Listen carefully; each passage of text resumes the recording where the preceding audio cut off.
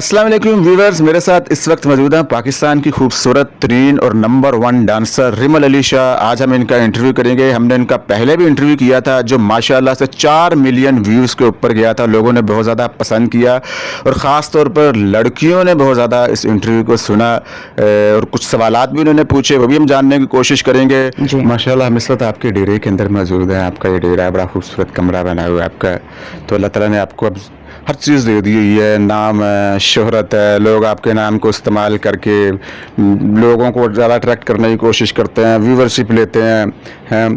तो अब अल्लाह ताला ने आपको सब कुछ दे दिया, इज़्ज़त भी है, पैसा भी है, दौलत भी है, नाम भी है, खूबसूरती भी, हर चीज़ आपके पास है।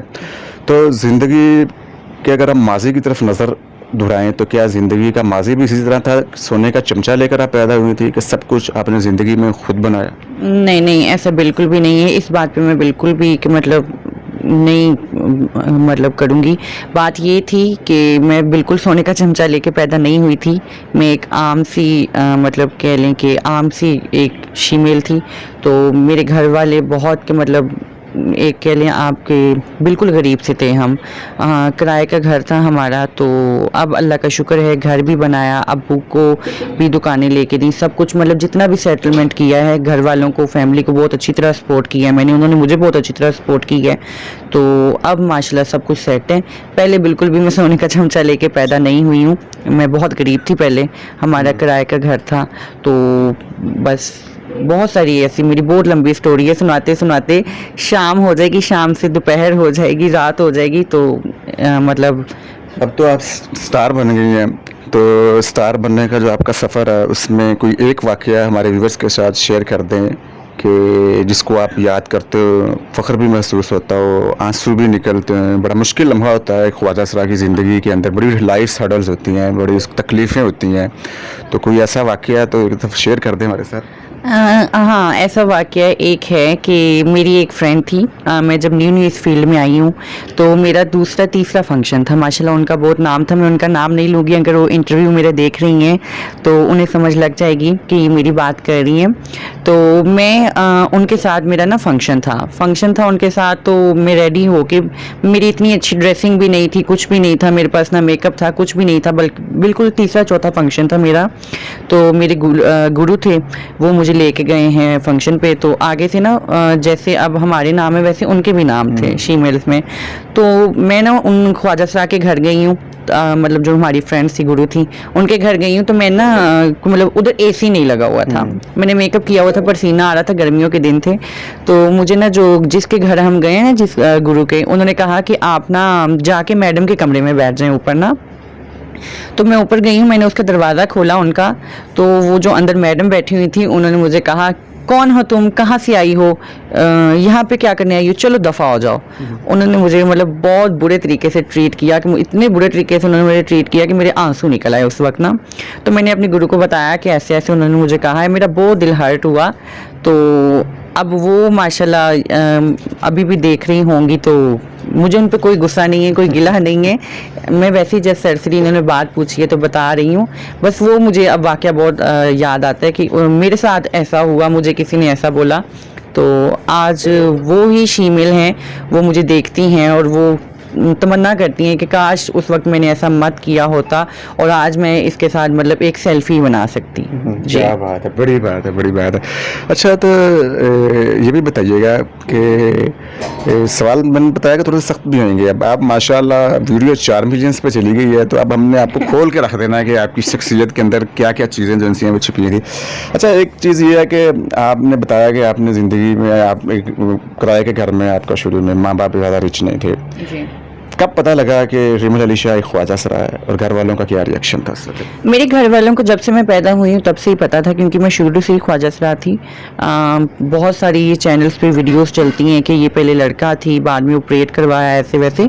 तो ऐसा कोई भी इशू नहीं है। मेरे घर वालों को शुरू से ही, जब से मैं पैदा हुई हूँ तब से पता था। वो मुझे एक लड़की की तरह ट्रीट करते थे।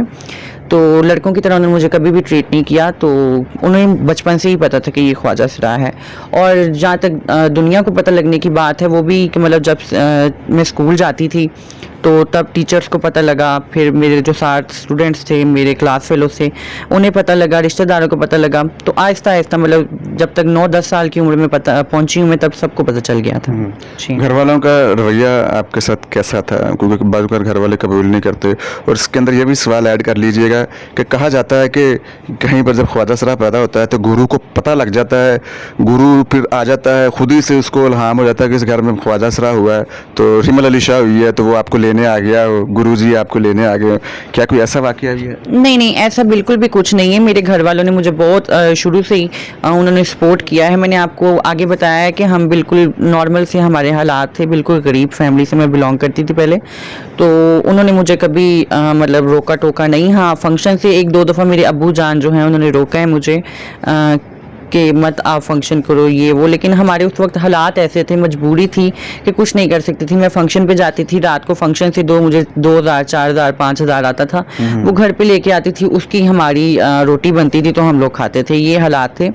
और गुरुओं को अल्हाम के ऐसी ये बातें झूठी हैं, ये जो सरासर जितनी भी वीडियोस बनाई हुई हैं ये फजूल बनाई है कि गुरु को इल्हाम हो जाता है, गुरु आ जाते हैं, बच्चे को उठा के ले जाते हैं।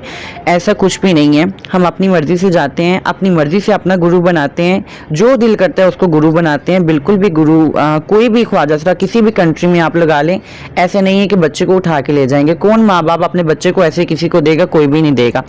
आप जब ख्वाजा सरा बड़ा होगा, उसे अकल आएगी, उसे पता लगेगा कि नहीं मेरी ये दुनिया तो है, ये तो मेरी फैमिली है, लेकिन जो मेरी दुनिया है वो अलहदा है। मेरी एक और भी फैमिली है, वो होती है, वो फैमिली होती है गुरु। गुरु के जो जितने भी चेले बाल के होते हैं वो हमारी फैमिली होती है। फैमिली, एक फैमिली तो हमारी वो है जो माँ बाप है, लेकिन माँ बाप के बाद जो हमारी फैमिली होती है वो हमारे गुरु के घर होते हैं। जी माशाल्लाह, बहुत ज़बरदस्त आपने तफसीली बात बताई है। ज़िंदगी की कोई ऐसी ख्वाहिश जो आप समझती हैं कि ये अब रह गई, इसको पूरा होना चाहिए, या सब कुछ से दिल भर गया हुआ? नहीं, सब चीज़ें तो पूरी हो गई हैं अल्हम्दुलिल्लाह। कोई ख्वाब ऐसा नहीं है जो मेरा पूरा ना हुआ हो, मैंने खुद पूरा ना किया हो। बस ये ख्वाहिश है अब कि मतलब अल्लाह का घर देखना है, तो बस वो दिल में ख्वाहिश है। जब इस फील्ड को खैरबाद कह दूँगी तो इंशाल्लाह ताला अल्लाह के हुक्म से वो भी ज़रूर देखूँगी इंशाल्लाह। जी। तो अच्छा ये बताइए कि ख्वाजा सरा के बारे में यही मशहूर है कि जब इनका कोई, मैं आपसे वैसे पूछ रहा हूँ क्योंकि आपको लोग सुनते भी हैं, कि जब ख्वाजा सरा को कोई फोत हो जाता है, रात की तारीकी में छुप छुपा कर उसको दफनाते हैं, कोई नमाज जनाजा भी नहीं होता, इस तरह की भी बातें हैं। थोड़ा सा क्लियर कर दें कि किस हद तक ये बातें सच्ची हैं। अस्तगफिरुल्लाह, तौबा नऊज़ुबिल्लाह, ऐसा बिल्कुल नहीं होता। हम भी इंसान हैं, हम कोई बाहर की मखलूक नहीं है, बल्कि इवन के बाहर की मखलूक का भी ऐसे नहीं होता होगा। हमारे जनाजे आम इंसानों की तरह होते हैं, जैसे सबका जनाजा होता है वैसे होता है। हमारा जनाजा बिल्कुल रात में नहीं होता। मैंने भी ये बातें सुनी हैं, बहुत गलत मलत इंटरव्यू आए हैं, बल्कि इवन के पाकिस्तानी एक ड्रामा भी है, गुरु नाम है उस ड्रामे का, तो उसमें भी चीज़ें सारी बताई हुई हैं कि ड्रामा जो है वो मतलब रात को दफनाया जाता है और गुरु इतने जुल्म करते हैं, ये वो बहुत उल्टी पुल्टी वहाँ पे बातें बताई हुई हैं उन्होंने।